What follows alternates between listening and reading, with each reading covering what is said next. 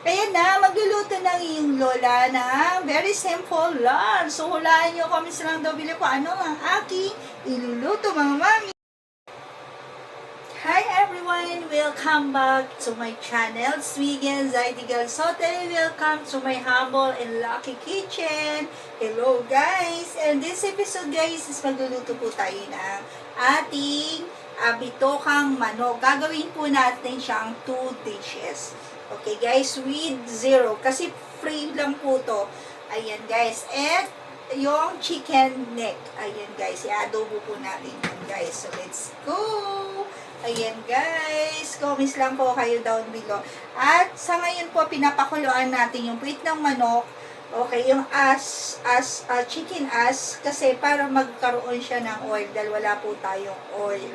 So for now, wala muna tayong diet at wala muna vegetables at iluluto natin to free na binigay na bitukan ng manok at chicken neck at lahat ng chicken. Ayan guys, so let's go na po. And we have ingredients for onion and garlic. Ayan guys, so gagawa po tayo ng 2 dishes, fried sa chicken neck at adobo. Kakalahatihin natin adobo and fried. Ipa-fry din natin to, subukan natin kung masarap to sa fried. Sobrang sarap yung mag-crunchy siya. So let's go guys. Kaya na, magluluto ng iyong lola na very simple lunch. So, hulaan nyo kami silang dobili ko ano ang aking iluluto, mga mami. So, yan na nga guys, pinapakuluan na natin bituka ng manok at napakuluan na rin natin itong ating as ng chicken, yung puwet. At titimplahan na po natin para i-fry po natin siya. Let's go guys, timplahan na po natin ng ating mga ating ipiprito. So, lalagyan po natin siya ng harina. Ito lang. At itong kalahati, adobo po natin. So, 1 fried and 1 adobo sa lahat ng ating gagawin. So, lagyan natin ng konting salt. Ayan. Konting paminta. Ayan guys. And konting chili. So, ito yung quick po. Mayroon pa tayong bituka tsaka liig ng manok. Ayan guys. So, saka na natin po siya halu-haluin. Ayan. Lagyan din po natin siya ng egg. Ay! Ayan. So, haluin lang po natin siya hanggang lagyan pa natin ng konting harina guys. Ayan. Para maging crunchy po siya. Haluin lang natin. Tapos, ito yung unang-una nating iprito. At pinakuluan ko siya, konti lang yung nakuhang oil. So, kaya konti lang ang ating ipiprito, guys. Let's go! So, yan guys. Habang pinapakuluan po natin yung liig ng manok, titimplahan na rin natin itong intestine, itong bituka ng manok. So, lalagyan din po natin siya ng same scenario lang din doon sa puwet. Konting salt. Konting harina. Ayan. Konti lang kasi wala po tayong gaanong mantika. So, let's see kung mapiprito niya to. Konting chili at konting paminta, guys. Ayan. At syempre, lagyan na rin natin siya ng konting garlic. Ayan, guys. Para masarap pati itong isa. Ayan. So, haluin lang po natin itong ayan. So, haluin lang po natin siya until iprito na po natin. Ayan, guys.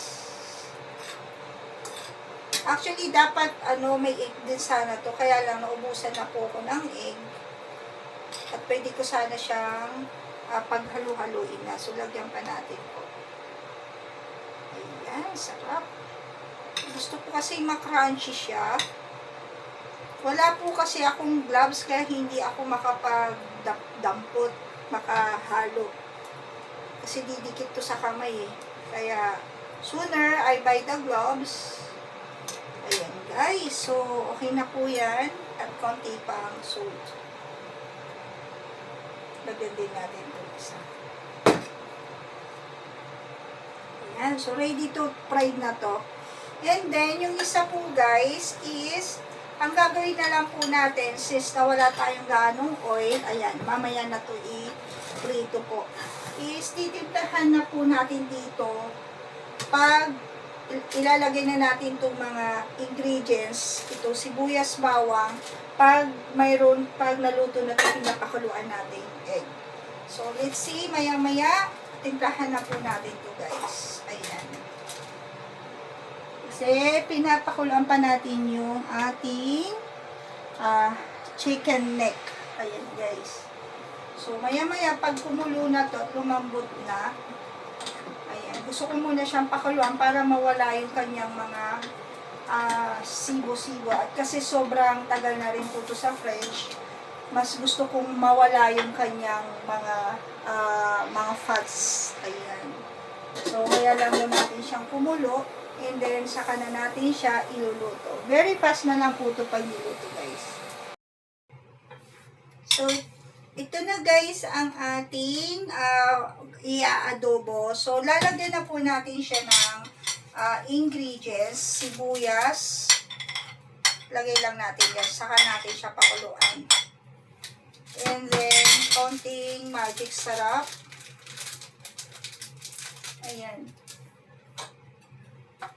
Konting magic sarap and toyo. Ayan guys. Huwag na natin siyang igisa kasi wala nga po tayong mantika. But it's okay. Avoid na rin yung oil. Ay! Ano ba yan? Okay lang yan. Kalahati lang naman. Garlic. Ayan guys. Paminta. Pagsabay-sabay na po natin. Chili. Bago tayo magprito guys. Sarap tumaanghang. And also, ang ating soy sauce. Luto naman na to guys. Kaya lang, pakuluan lang natin siya ng konti. Ayan. So, isa lang na po natin. And then, saka natin siya hahaluin maya-maya. Ayan. So, pakuluan na po natin yun. Ayan siya.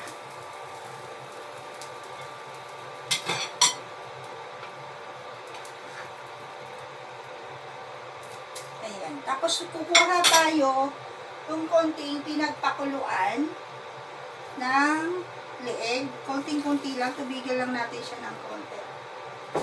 Ayan. So, hayaan lang po natin siya matuyot. Sayang wala lang po tayong lemon at butter. Pero okay lang po yan. Kung anong mayroon na nandiyan, yun lang po ang ating iluluto. Ayan.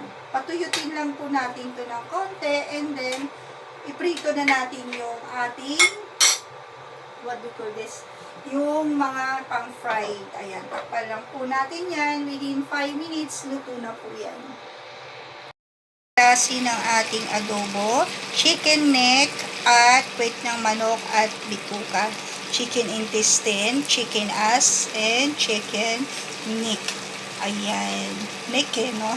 Ayan, liig ng manok, bituka at puwet ng manok. Ayan guys, so pinakuluan na natin to. Wala na pong igigisa kasi sobrang mantika na po yan. Magmamantika po yung ating puwet. So, ayan. Patuyutin lang po natin ng konti. Ayan guys. So, sarap. Luto na po to.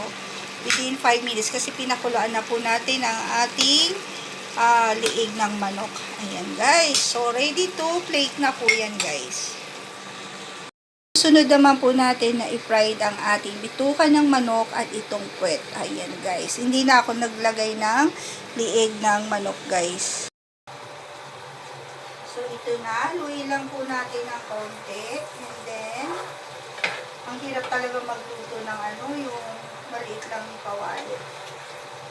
But it's gonna fine. Okay na rin to. At least may sabaw-sabaw ng konti. Ayan. So, ready to plate na po. Ayan guys, ang ating adobo. Ipi-plate na po natin yan. Wow, sarap. Guys, so sarap.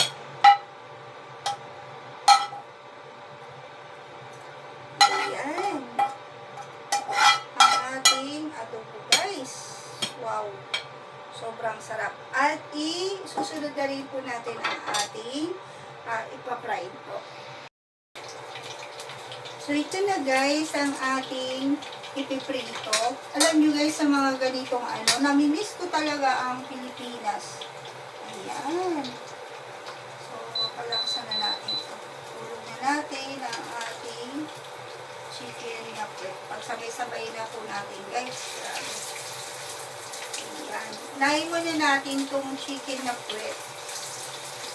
At ihuli na po natin yung ating bituka ng manok. Ayan. Konti lang naman yun. So, nagpalit tayo ng kawali. Ayan. Ang sarap po nito. Pag sana lumuto siya.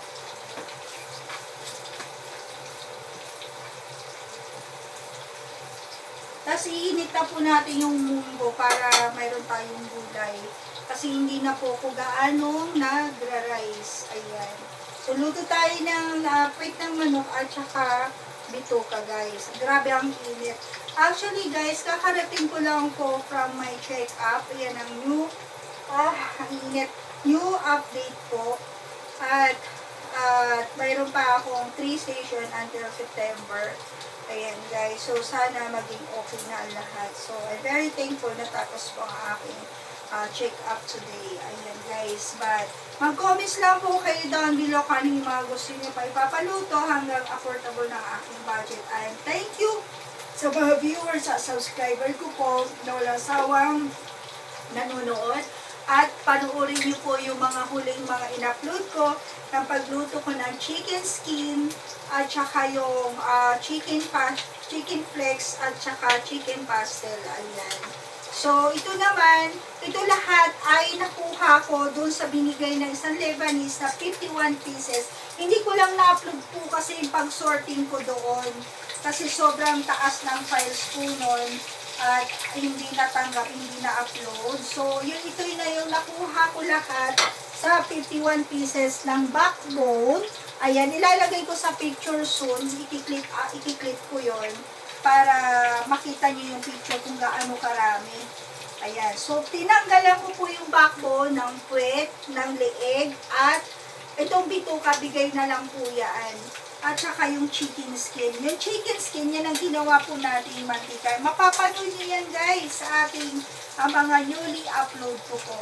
Ayan. So, after na natin iluto lahat ng ating mga binigay within this week, on the next week po guys, magluluto na tayo ng iba-ibang klaseng gulay naman po. Ayan. Abangan nyo yan guys sa upcoming videos. And please watch yung mga nahuli kong in-upload guys. So, hintayin lang po natin ito mag-golden brown hanggang sa ayan, nag-oil na. Ang konti ng mantika po kasi. Ayan. So, nag-oil na siya. Mas masarap sana kung lubog to sa mantika. Ayan, kung nakikita nyo guys, grabe yung pawis ko. Ayan. So, how many days po talaga ako nagkasakit. So, nilibang ko lang ang aking sarili sa aking pagka-gardening. Ayan. Bawat niluluto ko guys, may meaning po yan. Ayan. Totoo yung mga ancestor ng aking parents. Lalo-lalo na po yung panoorin nyo po guys, yung mga saluyot. That's for the diet din po ang saluyot pala, saluyot leaves. At tignan nyo po sa aking description ang aking mga paliwanag po sa aking mga niluluto guys. Ayan. And tanggalin na po natin yung iba para masalang na po natin yung ating isang ayan. Actually nilaga ko na to, so niluluto na po guys. Ayan. Ito yung unang-una ko kung nilaga. Una natin siya masyadong tutungin guys. Ayan. Pagpa-anuin pa natin yung iba. And then, magkuha tayo dito ng konti. Ayan guys. Para sa ganon, maluto na rin. Ayan. Sana magmantika na. Kasi curious na curious si Sir Robert na sila. Kasi hindi pa natikman pala ni Sir Robert ang bituka ng manok. So, kailangan po natin siyang patikman ng adobo at bituka ng manok. Sabi niya sa akin, Miss Mickey, madam, yan ba yung isaw na tinatawag na barbecue? Sabi ko, opo tatay, pati yung bopis hindi rin pala niya alam. So ngayon lang siya nakakatikim ng iba't ibang klase na luto ng manok. Ayan. So, ayan guys, thank you for watching sa lahat ng mga subscriber ko po na nanonood ng ating at kakain na po tayo maya-maya. Ayan guys, kaya alam po natin siyang maluto. At ito na po ang ating adobo. Ayan, may pa-onion pa. Ayan guys. So, ang dami. So, this one, good for 6 to 8 person, which is free lang po yun. Ayan guys, free lang lahat to kasi bigay naman na talaga. Pero kung susumahin nyo to guys, is kung bibilihin natin, nasa 10 reals. Kasi yung bisuka ng manok, mura ko lang siya na kung bibilihin, mura lang yan. At pati yung puwet ng manok guys. Ayan. Yung leeg, mga 4 reals, ganyan. So, make it 10 reals lang po yung ating niluluto kung i-compute natin, kung bibilihin po natin. Pero, binigay lang po yan sa akin. Ayan guys. So, hamuin na natin yung ibang puwet ng manok. And then, hulog na natin yung iba para sabay-sabay na. Ayan. Biro nyo guys, 3 dishes. Ayan. Tama ba? 3 klase. 2 dishes pala to. Within 10 reals. Kung titignan po natin siya at ikukumpute po natin. Ayan. Sayang wala lang, hindi lang siya lumubog sa mantika. But it's gonna fine. Basta magtutong lang siya guys. Pwede na po yan. So maya-maya, ipiplate na po natin to. Hayaan lang po natin in 5 minutes. Ayan, mga mamis, tapos na po tayo magluto. Mayroon po tayong fried na bituka ng manok at puwet ng manok. At mayroon din po tayong adobo. Ayan, this is a 2 dishes within maximum 10 reals kung bibilihin po natin. Pero since na binigay po to, siguro nag-spend lang po tayo ng para sa mga condiments ng maximum 2 reals within 2 dishes. Kung ingredients lang ang kukumputin natin kasi mga seasonings lang naman po yan guys. So this is the free from our courtesy with our subscribers to all my friends here in Doha. Ayan. So thank you so much. This the bituka guys is given by one of the Bangladesh, and then the puwet ng manok and all this one guys is bigay ng one of the subscriber Lebanese. Okay guys, this is the chicken neck at yung bituka ng manok at saka yung chicken ass is from chicken neck and chicken ass is from the Lebanese free. So that the chicken intestine is from the Bangladesh. So thank you so much to all you guys for your support and thank you. Comments lang po kayo down below. Please comment down below and please thank you so much to all my viewers and subscriber. And thank you for watching guys, and bell the notification bell, subscribe, like and subscribe my YouTube channel, and please watch the upcoming videos guys. At kakain na po kami, bye! Kasi ano dyan yung other stuff, hindi po ako makakapag-video ngayon. So thank you, bye bye guys, I love you all guys, bye! God bless us all po. Oops, I forgot our keywords. God is good all the time. Work, fight, of course, no bashing. I love you all guys. God bless us po. Bye! Guys, ang ating adobong chicken neck at chicken intestine at fried intestine and fried ass, chicken ass, and of course yung leftover na munggo. So let's go guys, kain na po tayo.